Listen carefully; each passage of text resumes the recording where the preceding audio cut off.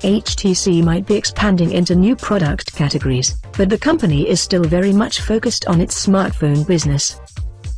Today, the Taiwanese phone maker unveiled its latest flagship handset, the HTC One M9, at the Mobile World Congress Wireless Show in Barcelona. Sticking with the "if it ain't broke, don't fix it" adage, the One M9 doesn't bring a ton of major changes over its predecessor. Rather, it enhances some of the previous model's best features and addresses some customer pain points. On the design front, you'd be hard-pressed to see a difference between the One M9 and One M8 at a glance. It keeps the same 5-inch, Full HD 1080p display, but the One M9 is slightly slimmer and lighter than the M8. It also has a more subtle curve on the back for better ergonomics, and the power button has been relocated from the top of the device to the right side, just beneath the volume buttons. The One M9 still features a unibody metal design, but the company is introducing a new dual-color model that features rose gold edges and a brushed silver back. The phone will also be available in gunmetal gray. The biggest hardware change comes in the camera department. Replacing the One M8 dual rear cameras is a single 20.7-megapixel camera. The front-facing camera has also been upgraded to an Ultrapixel camera, which promises better low-high performance.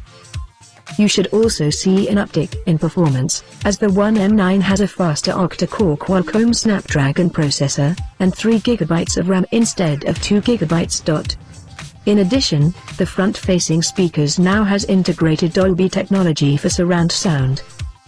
On the software side, the phone is running Android 5.0 Lollipop and the latest version of HTC's Sense user interface, which brings more contextual awareness to the phone. In HTC Sense 7, there is now a home screen widget that can serve up frequently used apps based on your location. So for example, when you arrive at your office, the widget will be populated with apps like email, Google Drive or Evernote. But when you return home, it will automatically switch to things like Facebook, Netflix or Sonos. You'll be able to designate these locations during setup. In addition to the home screen widget, HTC Blink Feed also displays personalized, location-based recommendations for points of interests, pulling information from sites like Yelp and Foursquare for restaurant suggestions. The feature can be disabled if you don't want your feed clogged with such information. Lastly, on the software side, there is a new Themes app that offers more advanced personalization features. It can pull colors from your wallpaper and incorporate into other aspects of your phone, like your icons and Blink Feed.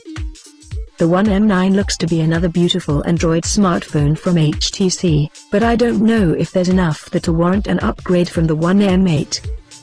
While some of the new features are welcome, it's just not that incredibly different from last year's model. And if I could nitpick for a second, I'm not loving the new placement of the power button. Having it below the volume controls doesn't feel natural, and all the buttons are roughly the same size, so it's hard to distinguish by feel. I could take or leave the new software features. I've always preferred the stock Android experience, though if I had to choose between HTC Sense and Samsung's TouchWiz interface, I'd go with the former. Aside from the software, one way HTC has always been able to differentiate itself from other Android devices, particularly the Samsung Galaxy S series, is with its premium design. But Samsung is expected to announce its latest flagship smartphones later today, and if the rumors are true, the Korean electronics company will finally ditch the plastic construction for a more high-quality, glass and metal design. We'll reserve our final judgment till we review both smartphones. The HTC One M9 will be available from AT&T, T-Mobile, Sprint and Verizon in early spring, plus Amazon, Best Buy, Costco and Target. Pricing was not revealed at this time, but it should be similar to the One M8's pricing of $200 on contract or between $500 and $650 off contract.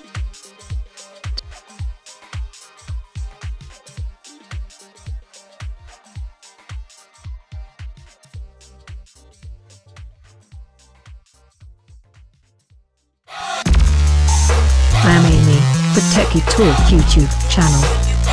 Thanks for watching and don't forget to subscribe.